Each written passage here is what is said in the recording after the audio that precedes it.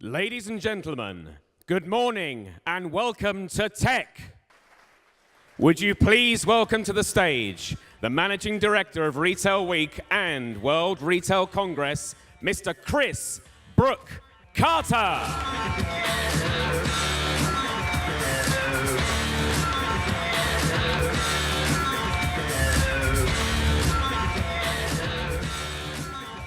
Ladies and gentlemen, good morning and a very warm welcome indeed to Tech. You join us for 48 hours where this room is the center of the retail world. As leaders, companies, experts from all over our global industry come together to solve the unprecedented challenges and unlock the unfolding opportunities that the digital revolution is creating with extraordinary pace.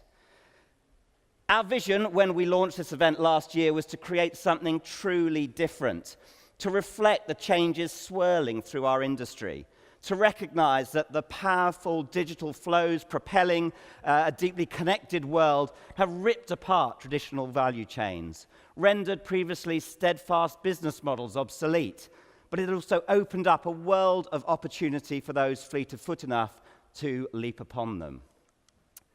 Fundamental to our vision was the belief that the digital economy was causing a radical reshaping of the traditional boundaries that had governed the sector for generations, creating new ways of thinking and operating, but also partnerships between retailers, brands, suppliers, and technology companies as we move towards a post-channel world.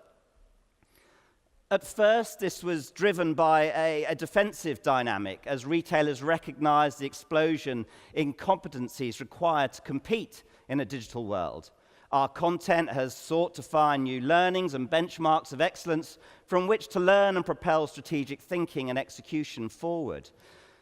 But furthermore, in disciplines from fulfillment, data, stock management, cloud technology, e-commerce, new partnerships have started to spring up that have been able to offer retailers an expanded range of capabilities and productivity gains at a time when the core competencies of retail are fragmenting at a breathtaking pace.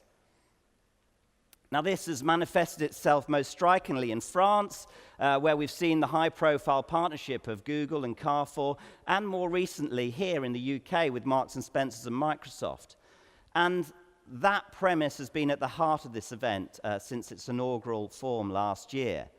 By bringing together an ecosystem made up of all the elements of digital retailing, our goal was to create connections and learnings, allowing retailers to find partners that could outperform them in new areas of the value chain and harness those capabilities to create value across the entire sector. But our vision was also to address the key intellectual questions facing the industry around what are the core building blocks now for a successful retailer in order to create competitive strength? And what capabilities should organizations contract out in an environment where destabilizing technologies have become the norm? Now, whilst we undoubtedly continue to solve those needs in year two in this fantastic gathering, albeit in these wonderful new surroundings with twice the number of speakers, 60 startups, 500 companies, and this year with a global reach of visitors from 33 different countries, it still remains extraordinary to think that it's only 12 months since we last gathered under Tech, because I think that is a sign of quite how quickly things have moved on once again. The headlines of job losses and financial turmoil, administration and CVAs only scratch the surface of the depth and the breadth of the shift that we've seen. Indeed, as ever, much of the coverage has hidden the complexity of what's driving those headlines forward and redefining the fundamentals that underpin a new retail. Most starkly, the race to embrace new technologies has once more widened the gap between those businesses on their game and those that are falling behind. It's no surprise there is a stark contrast between companies that have successfully established new ways of working and built digital foundations to accelerate their transformation, and those that are still struggling just to get to the starting blocks. The danger, of course, is that the market is going to polarize even faster and even further than we've witnessed so far. And you can see it in the adoption of technologies such as AI, machine learning, or VR. Those businesses with the right skills, the right systems, the right models are able to adopt, leverage, and create value in these spaces at an unprecedented rate. But for those without those building blocks, AI, for example, can still feel more like science fiction than science fact.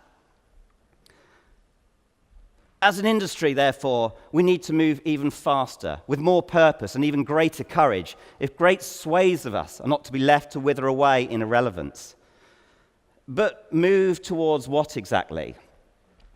Whilst predicting the future is a dangerous pastime, I do believe that the last 12 months is starting to give us some clarity over what future retail is going to look like.